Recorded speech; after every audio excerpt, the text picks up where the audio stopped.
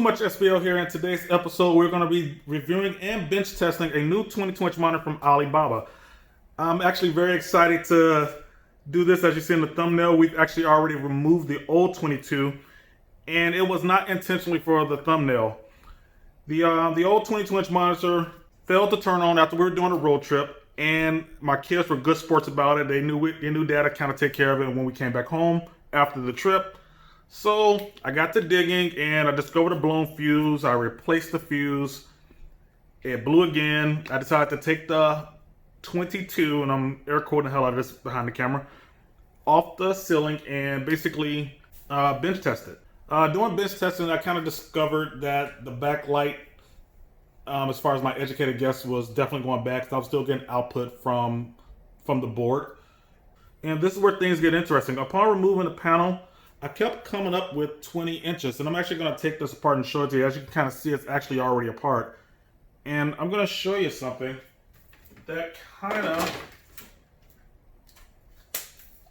got me wondering. I'm going to try to hold this up to the tripod best I can.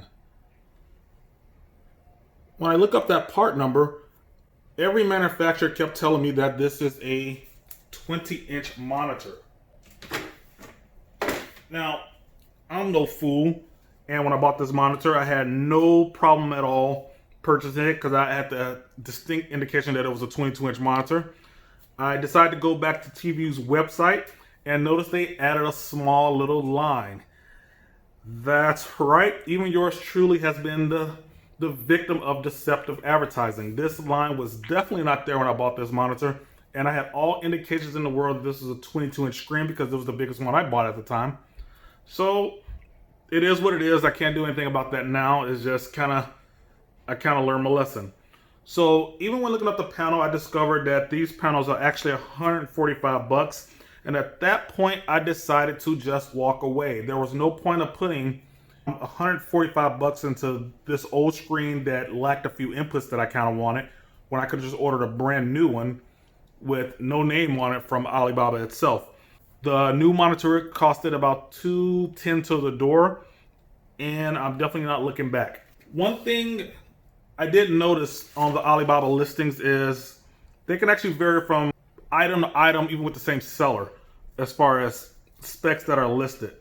So this can kind of make things a real drag or crapshoot if you don't do your homework in advance. So I decided to do this video to kind of give you guys some real world specs on what's really going on. Right, overall weight of this monitor actually weighs 10.4 pounds compared to 9.6 pounds on this one. And that kind of equates to about a 0.8 of a pound difference, which is about 13 ounces or so. Let's go over the actual width of the base. Width of the base, I got 22 inches. Front to back, I got 19 and a quarter. Remember, this part will be on your ceiling. We're going to go screen housing left to right. This part will be between your headrest. I got 20 and an eighth. And overall drop down height from the ceiling will be about 16 inches even. And just to show you I'm not falling for the banana in your tailpipe trick again. Yeah, we're not going to fall for a banana in the tailpipe. You're not going to fall for the banana in the tailpipe? This does indeed measure 21 and a quarter. So they usually round up in most Asian markets. It definitely, once it clears 21, they'll round up to the next inch mark, basically. Now, as far as features are concerned, I'm actually going to remove this TV monitor off the bench because we don't really need it anymore. One thing I do notice is about construction. I'm not a fan of this. I like my LED lights hardwired to the vehicle's wiring, so that way, whatever the door's doing, I have full control of it. I don't want a kid back there being able to turn this on. And going over the wire harness itself, I actually kind of noticed that there's no way to actually wire this in because there were only a power and a ground coming out of the actual wire harness. So more than likely I'll be snipping the wiring that's going to the LED lights and wiring directly into my wiring and just being done with it. So that way the vehicle controls these lights when they turn on, when they turn off. I'm actually going to spin this around to kind of show you guys where the inputs are. And we're also going to get the harness as well. We have an HDMI in, USB in, SD in, and it actually came with an additional harness that actually connects to here, and it incorporates a standard composite video in as well as audio in and audio out. This TV does not have speakers on it, which is not a deal breaker for me because I usually let the head unit decide on what audio is playing. The good thing about having a separate HDMI in is now that my kid can sit in the back seat and pump the Switch or PS4 and actually connect with Bluetooth headphones to the system he's playing and play something totally different from what we're playing up front.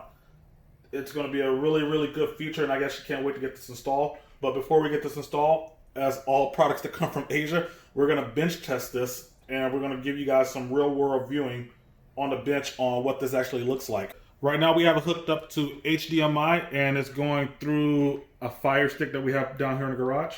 And remember, I gotta watch what I play on YouTube. Good thing is we don't have any audio pumping to this thing, so we're gonna go to Netflix. I left all the lights on here on the test bench to kind of give you a real world indication of what it's looking like. Looking at it from behind the camera, it actually looks really good, and in person it definitely looks even better. Crystal clear, no artifacts or anything like that. So the next input we're going to test is the composite in. We're going to use a standard DVD player with just a yellow jack going to it, and we're going to see how that looks. And actually the garage light turned off, but we're going to turn it back on in this video to show you that we're not trying to do anything special with any of the lighting.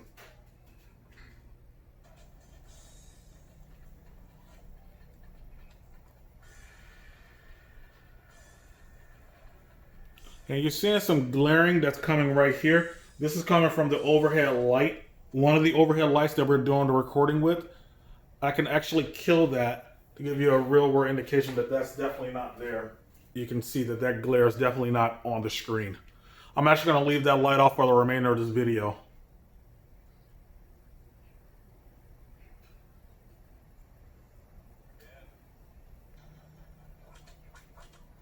Alright, now I actually have a USB thumbstick plugged up into it.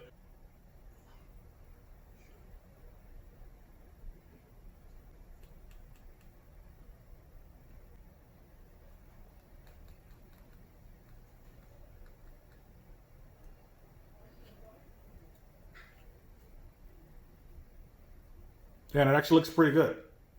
I think it looks good. Remember, we don't have audio because it doesn't have speakers built into it.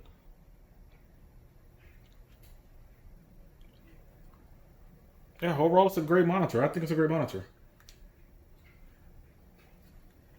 So there you guys have it. As far as fit and finish, it looks okay. It doesn't look as good as the TV monitor, to be honest with you. I don't know quite what this is. This appears to be the infrared receiver on this end. And like I said, I'm not a fan of this. The button latch mechanism is okay. I mean, it is what it is. As long as it holds the screen up, it's okay. I do like the color. I do notice the color is more closer to my interior in tan than the other monitor was. And other than that, I think it's actually going to be a good addition to the truck. As always, like and subscribe if you like this video. If you have any questions or comments, definitely leave them below. I respond to pretty much everybody. And thanks for tuning in.